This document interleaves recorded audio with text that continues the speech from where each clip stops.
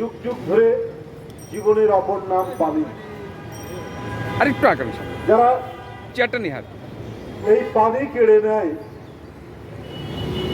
তারা তো হচ্ছে এজিদের মতো। এজিদ যেমন ইমাম বাহিনীর পানি কেড়ে নিয়েছিল ফোরাত নদী অবরোধ করে,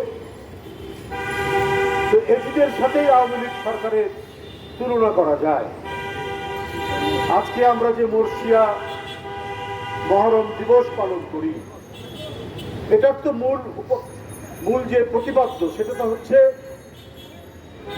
অল্প সংখ্যক ইমাম হোসেন বাহিনী তাদেরকে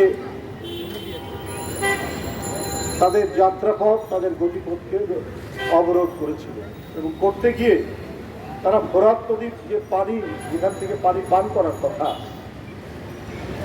সেই পানি অবরোধ করেছিল এবং ইমাম বাহিনীর অনেক শিশু পানির তৃষ্ণায় কাতরাতে কাতরাতে মারা গেছে। তো শেখ হাসিনা তো সেটাই করছেন জনগণের সাথে।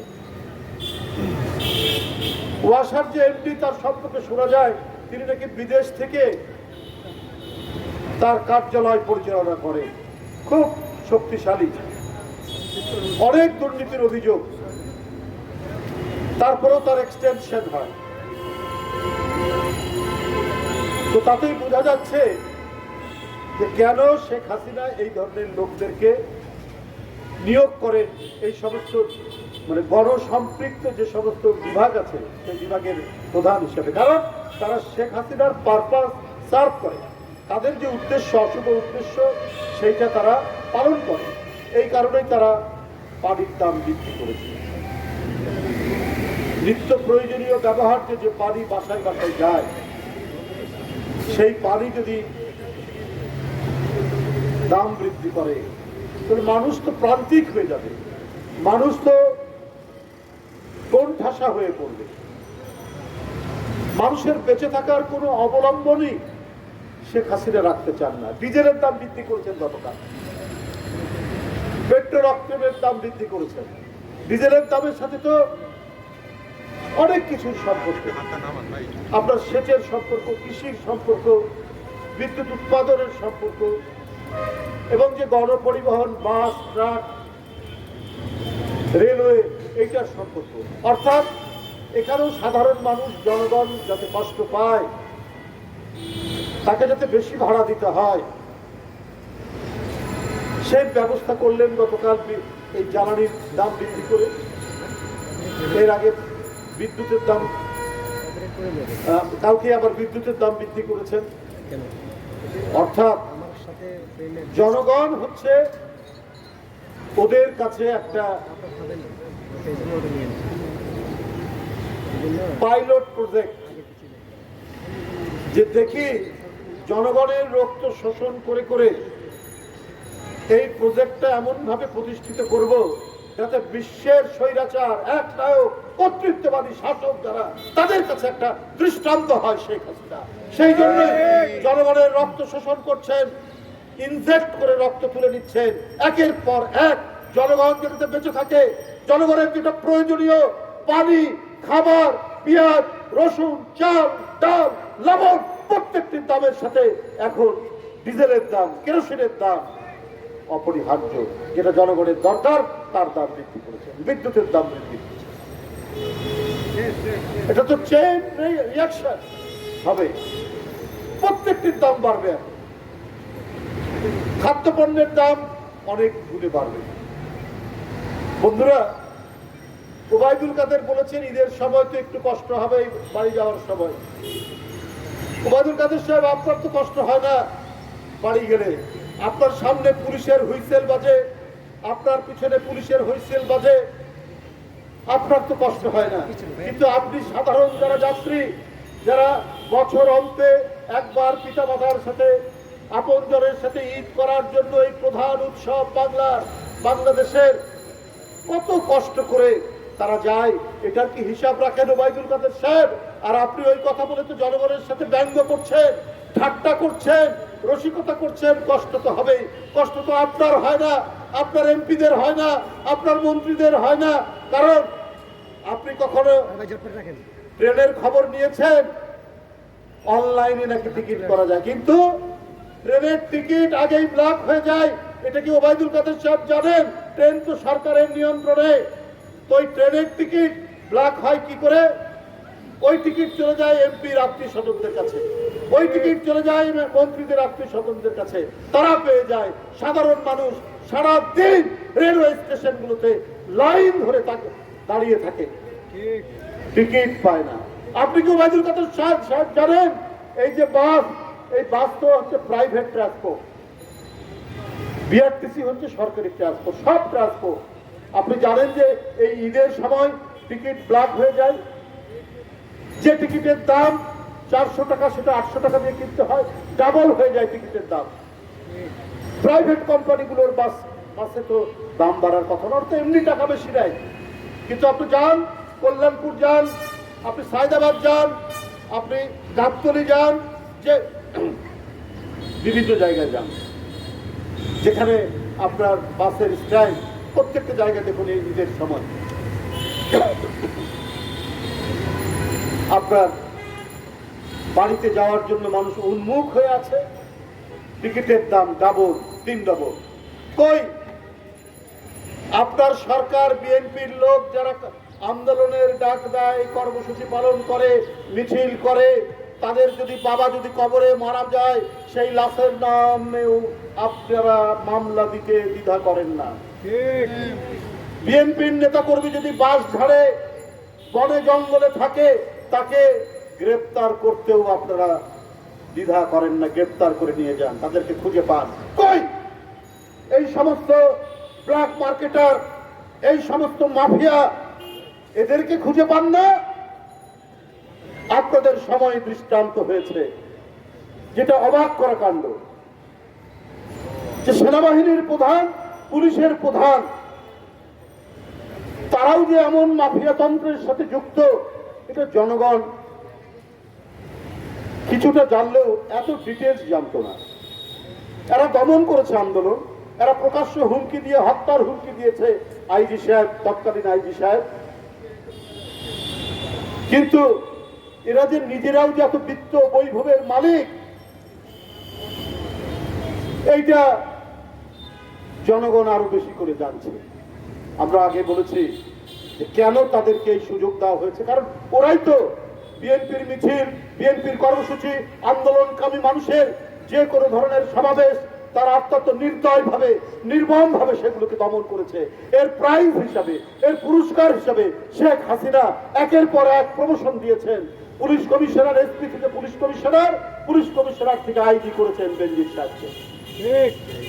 আর উনি যে সমস্ত অপকর্ম করেছেন, শেখ হাসিনা দেখেও না দেখার ভান করেছেন, কারণ তিনি তো অবৈধ। তিনি অবৈধ প্রধানমন্ত্রী থাকার জন্য এই সমস্ত লোকরা অত্যন্ত নিবেদিত প্রাণ হয়ে কাজ করেছে। নিবেদিত প্রাণ হয়ে কাজ করার জন্য তাদেরকে পুরস্কৃত করা হয়েছে। তাই তাদের বিরুদ্ধে কোনো ধরনের ব্যবস্থা তারা নিতে পারেন না। ওবায়দুল কাদের সাহেব বলেন যে ইয়ের দায়িত্ব হচ্ছে, বেনজির সাহেবের দায়িত্ব হচ্ছে দুদকে। আপনার অর্থমন্ত্রী বলেন যে সেনাবাহিনীর প্রধান আজিজ সাহেব, সে সেনাবাহিনীর আইন অনুযায়ী তারা বিচার করবে, তার দায়িত্ব সেনাবাহিনী। আপনাদের দায়িত্ব নেই? পৃথিবীর যে কোনো দেশের গণতান্ত্রিক সরকার হলে এদের অপকর্মের দায়িত্ব সরকারের উপর বর্তত। সেই সরকার প্রথমেই তাদের বিরুদ্ধে ব্যবস্থা নিত, অথবা সরকারকে পদত্যাগ করতে হতো যদি সত্যিকার গণতন্ত্র থাকতো। আজকে গণতন্ত্র নাই বলেই আজকে যারা বিভিন্ন সরকারি ডিপার্টমেন্টের প্রধান, আগে তো আমরা শুনিনি সেনাবাহিনীর প্রধানের এত অপকীর্তি, আমরা তো আগে শুনিনি পুলিশ প্রধানদের এত অপকীর্তি। প্রধানমন্ত্রী এর দায় কি আপনার উপর যায় না? ওবায়দুল কাদের এগুলোর দায় কি আপনাদের উপর যায় না? 365 বিঘা জমি, 5-6টা ফ্ল্যাট এবং অন্যায় করার জন্য বাধ্য করছেন। আজকে মার্কিন যুক্তরাষ্ট্র অ্যান্টি ক্লেপ্টোক্রেসি অ্যাক্টের দ্বারা যখন একটা স্যাংশনের কথা শুনলাম, এরপরে দেখছি কিছু নড়াচড়া। তাও নিজের ঘাড়ে দায় নিচ্ছেন না। যদি অনুসন্ধানী কোনো তদন্ত হয়, এই ধরনের বেনজির, এই ধরনের আজিজ, জেনারেল আজিজ এই সরকারের মধ্যে আরো অনেকেই ঘাপটি মেরে আছে, যারা জনগণকে দমন করে রাষ্ট্র ক্ষমতা দখল করে। তারা মাফিয়া বান্ধব সরকার, তারা সিন্ডিকেট বান্ধব সরকার। এই সরকারই হচ্ছে ক্রিমিনাল সরকার, অপরাধী সরকার। বেনজির এবং আজিজ সাহেবের সব দায়িত্ব আওয়ামী সরকারের। একদিন জনগণের আদালতে, একদিন জনগণ বিচারক হয়ে এই সরকারের সমস্ত অপকীর্তির বিচার করবে। আজকে জনদৃষ্টিকে অন্যদিকে করতে চায়। আরে মানুষ, দেশের মানুষ, এদেরকে আমি ইয়ের দাম বৃদ্ধি করলাম, গ্যাসের দাম, পানির দাম, বিদ্যুতের দাম, ডিজেলের দাম, কেরোসিনের দাম, পেট্রোলের দাম, অক্টেনের দাম, এ নিয়ে হইচই করুক, আর এগুলোর দিকে চোখ যেন না যায়, মনোযোগ যেন না থাকে, যেগুলো এখন সবার চোখের সামনে ভাসছে। এই কারণে তারা এই দাম বৃদ্ধি করেছেন।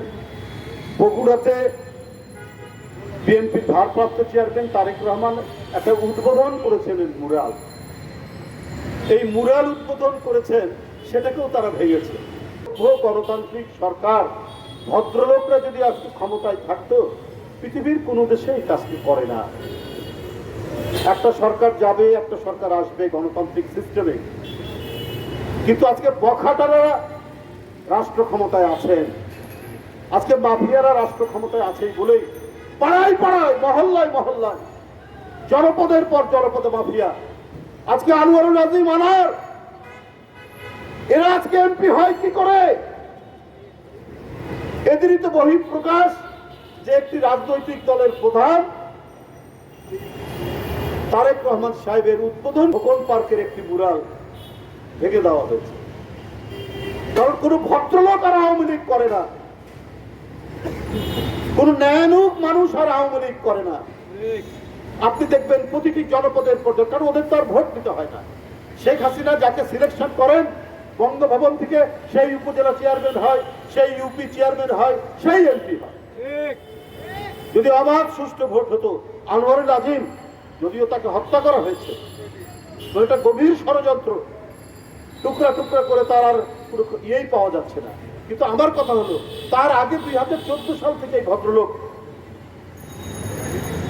এখন এমপি, তো ভদ্রলোক বলতেই হচ্ছে। শেখ হাসিনার কারণে এরা এমপি হয় কি করে? এদের সাথে সমস্ত যোগসূত্র, মাফিয়া, সোনা স্মাগলার, যেগুলো আমরা এখন সংবাদপত্রের পাতায় পড়ছি,